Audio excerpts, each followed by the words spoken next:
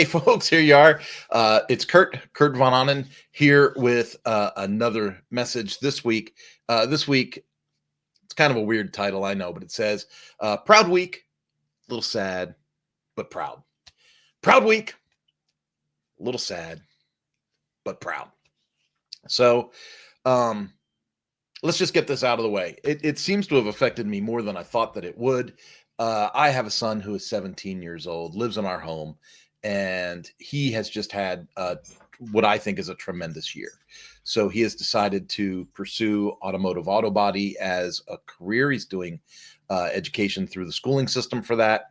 He's taken to it like a duck to water, and he is just knocking it out of the park. Now, not only that, body shops in the area, good body shops in the area, already know who he is and have already dropped these seeds like, hey, when are you going to be ready to come to work for us? Like, how amazing is that?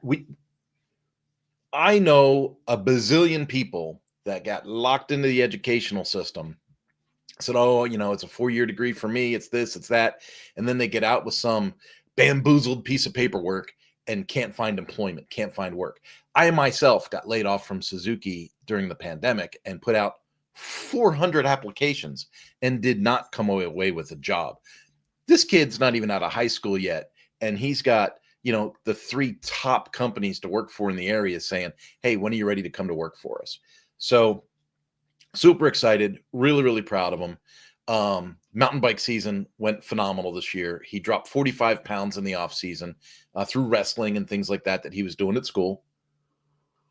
And so you can imagine you get on a mountain bike 45 pounds lighter, but still with a ton of strength from all the other training. What do you think happened? He went from finishing races last year to not winning. I don't want to exaggerate, but he podiumed multiple times this year, and those podiums, they come together, right? So it's a stacking kind of thing, and he ended up 3rd in the state for his age group, for his class in JV, NICA, Kansas. He's 3rd in the state. They might rearrange some numbers or change some things for the standings at the end somehow, some way. But the last podium that I saw, they said, okay, everybody switch places. They put him in 3rd and they said, these are the standings for the season. And then they canceled the last event. So as far as I know, hey buddy, what you looking for? You looking for? I know, I'm sad too. So this is Remy. Remy here. He's a little sad. Okay, come here, bud. And it's part of being proud, but part of being sad. I know, buddy. I know. Hayden, the one I'm bragging on right now, he took a position for the summer in the state of Colorado, volunteering at a camp. I'm not going to go public on national stuff, talking about where my kid's at, giving you locations and GPS coordinates and whatnot. But he decided he wanted to go volunteer at this camp. And we said as a family, hey, if that's what you want to do, if that's how you want to apply yourself, if you think that is part of what the Lord has called you to want to do, we encourage you to go ahead and do that. And we were really like, and let's make things clear. He's volunteering. So travel there and back, that's an expense. Taking a car away from the house, that's an expense.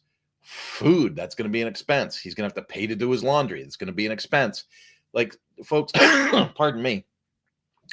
I really want you to understand, when I say that he is volunteering somewhere, it's not an apprenticeship. It doesn't come with a stipend. There's none of that. So we're paying for him to go to volunteer his services at this camp, and he wants to do it. And we're saying, well, if that's what the Lord's called you to do, and that's what you really want to do, and that's how you want to spend your summer, go ahead and do that. To go ahead and do that, we're behind you 100%, and we are proud. We are super proud that we have raised a young man that wants to do these kinds of things. It's an interesting kind of guy. He's not like me. He's not like me at all. I think about my competitive edge, and when I was young, kill or be killed kind of thing. He's not like that. He's much more compassionate than me. He's better than I am in those regards. And then things like, we'll be camping the day of a mountain bike race, and I'll be making coffee, and I'll say, hey, you want some coffee? And he goes, oh, I can't have caffeine on race day. He's got Red Bulls in the refrigerator, and he'll say, "Oh, I can't have one of those till after the race, because I can't have caffeine on race day." This is the kind of kid that he follows the rules, right? Even if the rules seem a little weird. I go, if you don't want coffee, that's fine, but you probably want something hot to drink. If you want to make a cup of tea or something like that, the water's hot. Is there caffeine in that tea? Like, he's serious. He's not gonna break the rules. There'll be times where my wife will say, "Hey, don't do X, Y, and Z." And then I'll be out with him, and he will be doing something that I think is kind of weird in the moment. And I'll be like, why are you doing it this way? Or why are you doing it that way? Or why didn't you go this way instead? And he'll say, "Oh, mom said I shouldn't do that." And then I'm like, "Oh, dude, she didn't mean in this situation. She meant something else, right? Let me redefine this for you." And but he takes what he is told quite literally. And he's not autistic or has Asperger's or anything like that. He's just a good kid. I'm trying to say he's a good kid. So I'm proud of him, but I'm also I'm also sad. Him and I had been bicycling a lot together lately. We just did a bike ride on Saturday with the bike shop. We spend a fair amount of time together, and I work out of the house, so I would see him when he would leave for school. I would see him when he would come home from school. He got a job at the bike shop, so I would see him, go into the bike shop. He'd get home from the bike shop. He would tell me about, what bikes he built, or who we ran into at the bike store. And let's just be honest. When he came down the hallway yesterday and he said, "Well, I'm out," I was like, "You're leaving now?" And he goes, "Yes, I got to jump onto a sales meeting real quick." Mañana Nomás had a client meeting right when he was leaving. And I said, "I got to jump on a call real quick." And he goes, "Oh, that's okay, Dad." And, I was sad, like burdened, heavy, sad. Like, he's going to be gone for like 2 months. And so that's a long time for a 17-year-old to drive to another state with your truck. So some of you might be watching this and going, "Well, does he miss the truck or does he miss the kid?" I miss both. I miss both the truck and the kid. So anyway, I really wish him the best this summer. I hope that it is everything he wanted it to be. And like I said, proud but sad. Now, on the tail end of that, I want to give you some other things that, kind of add to the pride of the week. And I say this a lot. I say you got to find your opportunities within the obstacles. You have to look for ways to leverage your relationships. Focus on the relationship. The transactions will follow. I say that all the time. I don't say it just to make myself feel good. I honestly believe this. Focus on relationships. The transactions will follow. And so, just this week, I met with somebody who is developing a really cool tool for WordPress agencies. His name is Zach. So I can tell you that much. His name is Zach. I met with him. We've had a couple of meetings so far. He has agreed to be on the Mañana Nomás podcast. Now, the Mañana Nomás podcast, I believe, I've been saying it's in its 5th year for like a year and a half now. So I'm pretty sure it's in its 6th year. I'd have to look at when our first episode came out. I almost want to say it came out in 2018. It might have been 17. Doesn't matter. I don't create episodes on a schedule. I create episodes when people are interesting. And sometimes people don't do well with that. But I'm not using the podcast as like a scheduled, lead magnet kind of thing to build my audience. What I'm doing with this podcast is I am finding people that I believe add value to my listeners. And when that occurs, I get them on the show. We have a great conversation. And my hope, my prayer at the end of the day is that when I look back on this collection of episodes, I have a lot of good stuff in the can. You know what I mean? Like, it's not stuff that's been forced to be on some kind of a schedule, but rather I'm interviewing people that I find interesting and that I believe you'll find interesting. And I'm sorry for all that noise. The guy next door is getting a shop built in his backyard, and a whole crew showed up today. That doesn't make me sad. I'm just telling you what's going on. So anyway, I'm kind of proud that this guy, we met, we got along really well. I run an agency, and so he was kind of showing me his product and how it's going to help agencies manage customers better. And I'm like, wow, this is awesome. you should come on my podcast and explain this so that, we can help spread your message to your audience. And he was like, yeah, I'd love to be on your show. And so we've got that scheduled. We're going to record that next week. So next week or the week after, I have to check my schedule. In fact, I think I can look at next week right now. So that's good. I think it is next week. Next week. Yeah, it is next week. So we're going to record this thing next week. And I'm looking really forward to doing it.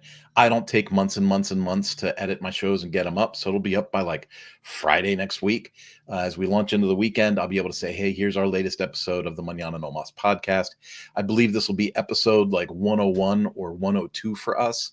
So, a lot of podcasts die within 10 episodes. So I'm very proud to say that, the Mañana No Mas podcast has been able to keep itself going for a fair amount of time. Now,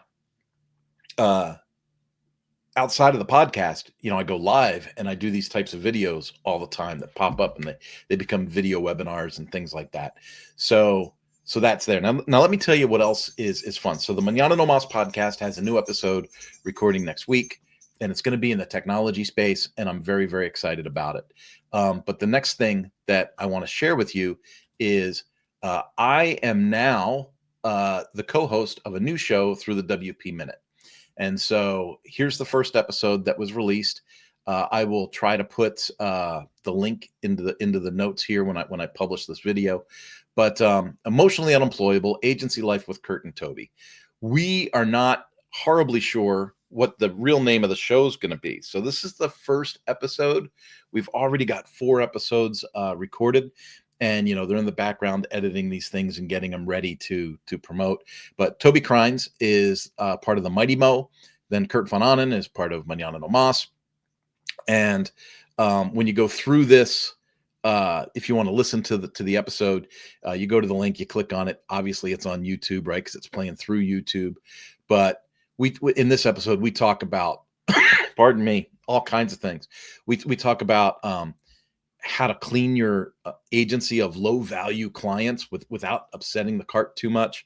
We talk about freelancers versus working with people in the United States. We talk about the effective labor rate being like a key performance indicator in running your business. We go through a lot of things. And so I think this will be a really fun show for people to pay attention to. I'm really proud of it. It's a space for Toby and I to be legit in the way that we are talking to each other and having a conversation.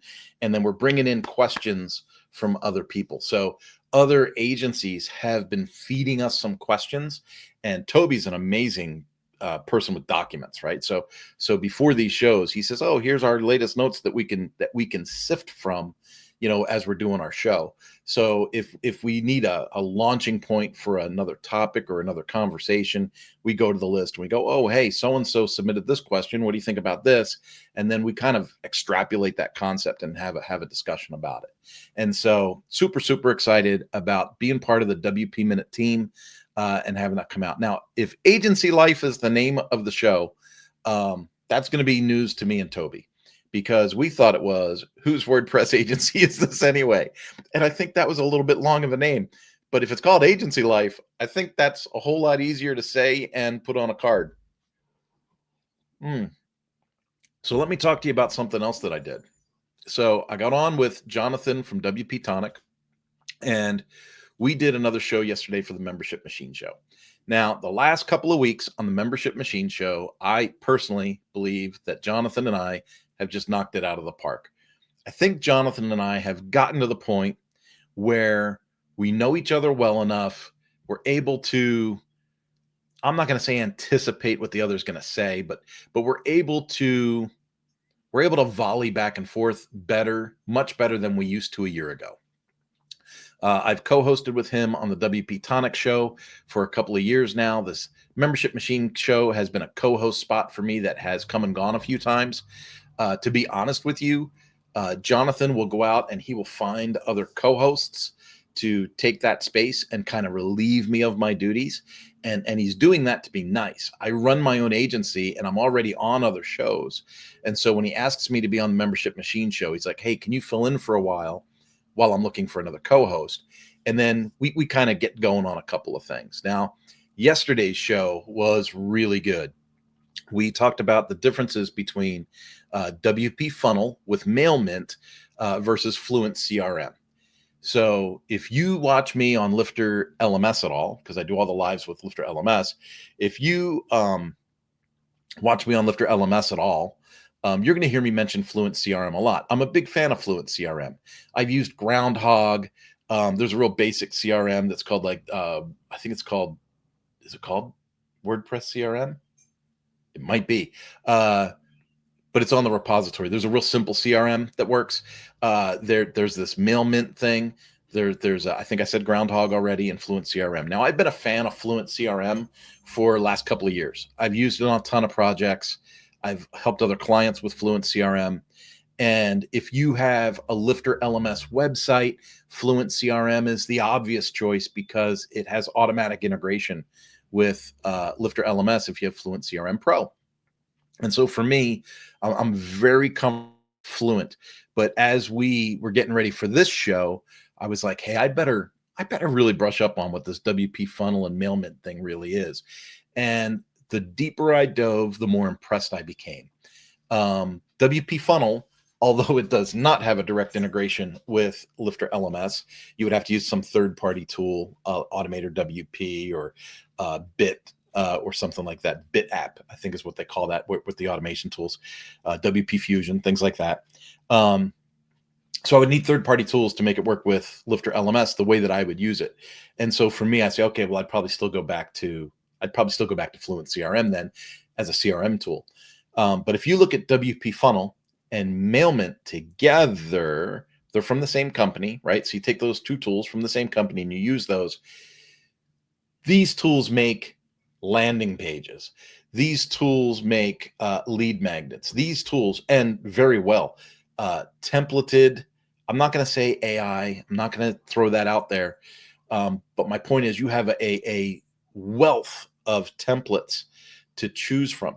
And so making a newsletter, very easy in this program. Again, landing pages, very easy in this program. And then building your mail list off of these tools, I'm going to go ahead and say very easy within this program. And so, and Jonathan is very, very generous with me. So he has told me, he's like, hey, Kurt, if you need a copy of WP Funnel and MailMint to try on one of your sites, get used to it, use it, so that you can help other clients with it. He's like, go ahead and take a copy and do what you got to do with it, because I have some copies I can share. So for me, this is phenomenal news. I'm going to take a copy of WP Funnel and MailMint, and I'm going to do more than just brush up on it so I can talk about it on a podcast. I'm going to use it so that I become like a real expert on that, so I can help my clients and Jonathan's clients with that stuff. So that's another proud moment, right? So I said proud week, a little sad, but proud. Okay. I got one more for you. I got one more, totally removed from the WordPress space. There's a guy named Ariane. Ariane is a friend of mine. He's a friend. I'll say he's a friend. He is in Europe. So I always lose track, and God, I hope he doesn't get mad at me if he sees this. I can't ever remember if he is in like the Denmark or Netherlands, or I don't think he's in Finland. He's not in Sweden. He is he's over there. That's what he is. He's over there. He's in Europe. And I get to talk to him almost weekly. I talk to Ariane. He is brilliant. He is, when I first met Ariane, people would refer to him as a futurist. So he's someone that is really gifted in looking at situations, analyzing things. He's a very, very spiritual person, a person of faith. And he has a real gift for like, how are things going to manifest themselves going forward? He's really good at that stuff. He's a visionary kind of person. And so he has this thing called Lead the Future, and he talks about changing the conversation. And so I was on a show with him. We recorded this back in like March. And so I'll do this with people. I'll say, hey, they'll say, hey, Kurt, I'd love to have you on as a guest. I go, yeah, great. Like I was on the Eric Allen show before, right? Let me see if I remember that one. He gave me a gift.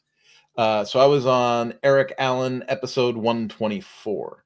right? So if you go and look at the Eric Allen show, which is one of the top podcasts in the area, go to episode 124, and that's me, founder of the Power Sport Academy, coach and speaker with the John Maxwell team, and the host of the Mañana No Mas show. We did that October 15th, 2021.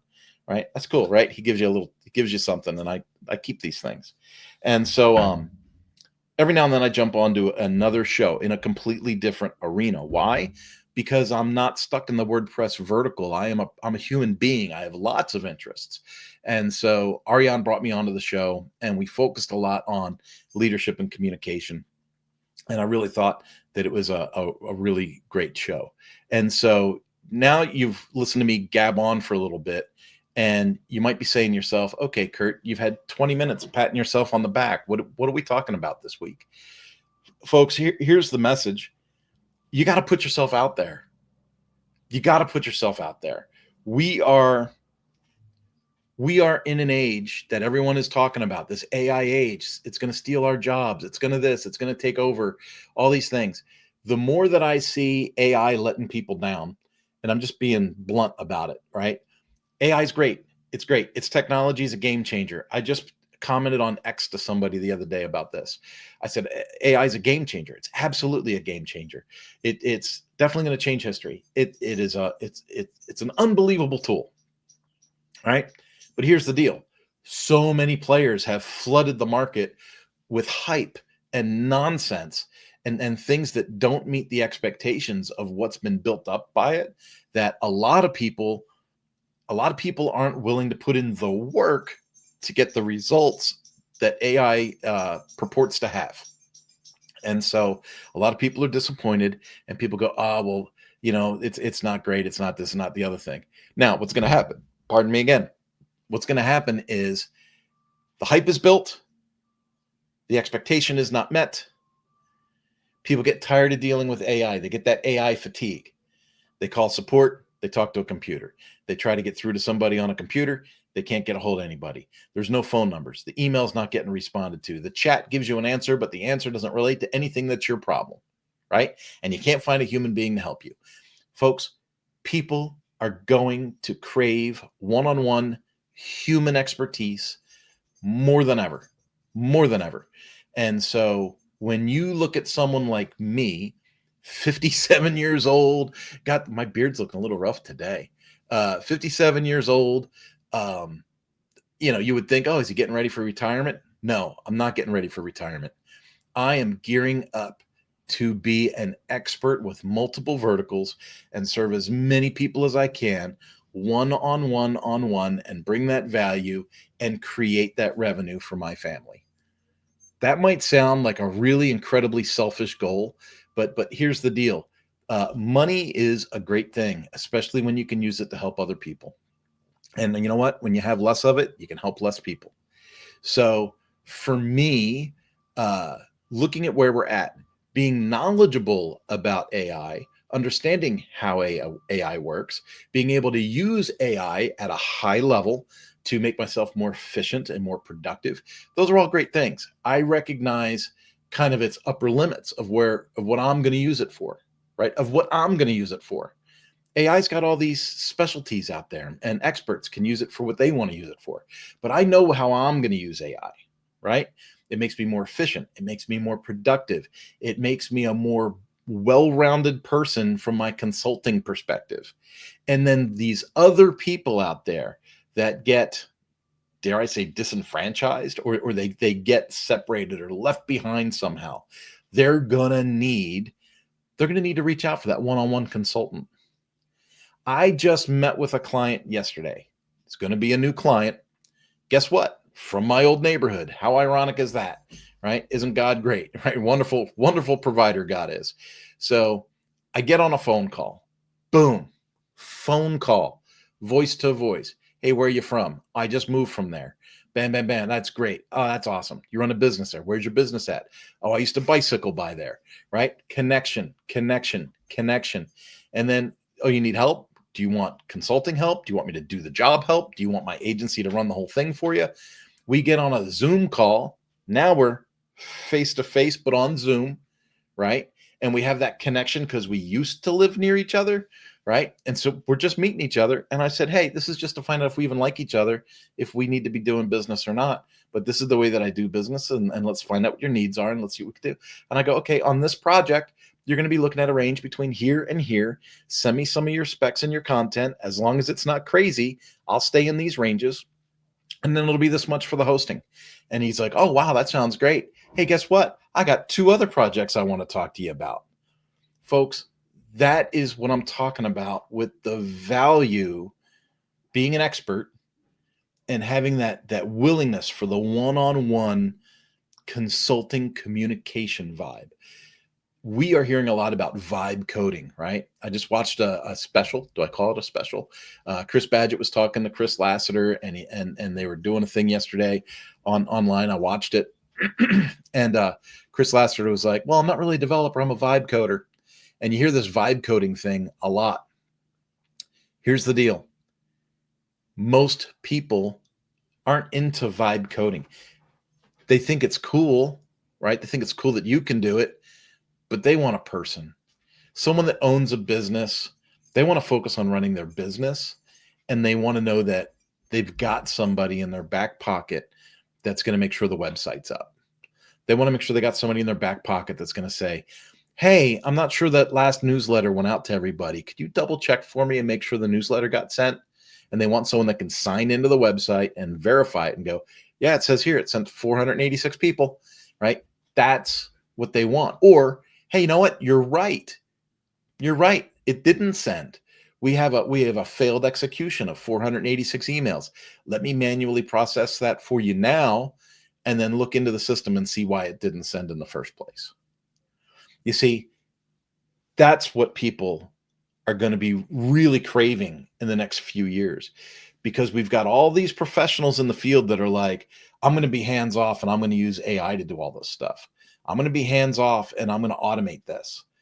Right now, I'm hearing a lot from customers about how do I automate this? How do I automate that? I asked ChatGPT and ChatGPT said to do this. ChatGPT said it should be easy. All you have to do is put this code in the back of a website. You know what? That phase is going to burn out pretty quick.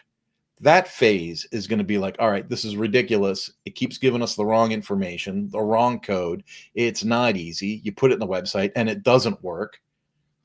How long are we going to do that before we get, AI fatigue and give up on that idea, right? So then we're going to change gears. We're going to start trying to leverage AI in different ways. And then what's going to happen? You're going to have professionals that kind of vacate the space because they're in the automation and AI world. They don't even want to deal with customers because customers, quite honestly, can be a pain in the butt.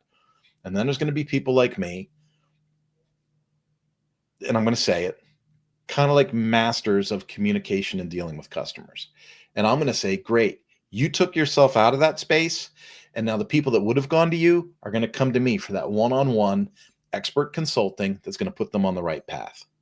And will I still use AI to improve my efficiency and my productivity and to do some things? Absolutely. Will I still use AI to do some research? Absolutely. I'm not saying AI is a bad tool. I'm saying it's not doing what people assume that it does. With some extra coaxing and really great prompt development, maybe you could get it to do what it's not doing currently. But that's just it. People don't know how to manipulate it in that way yet. And so we've got a lot of disappointed people out there that are saying, hey, I tried this AI thing. It doesn't work. I watched Chris Lassiter build that website yesterday using AI. And it was interesting. It was cool. It was really cool. But then Chris Badgett said, hey, what if I wanted to change a heading on the website? And Chris was excited. Chris Lassiter was excited. And he said, well, then here's what you do. I built it in this tool, but then I'm going to move it over to my GitHub. And then my GitHub is going to transpose it to this other tool. And then so if I want to change the heading, I just take it from that tool and load it back to the original editing tool, make the change, and then re-export it back to GitHub for version control or something like that.